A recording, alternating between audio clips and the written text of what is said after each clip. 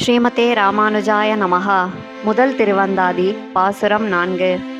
எம்பெருமானை பற்றி அறிய வேண்டுமென்றால் அதற்கான வழி அவரது கருணையே ஆகும்.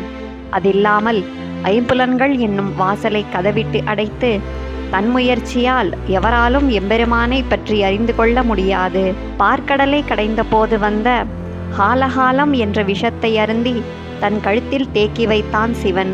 அவன் ஆலமரத்தின் அடியிலிருந்து எம்பெருமானை குறித்து தவம் செய்து அதன் பயனாக ஞானத்தை பெற்றான்.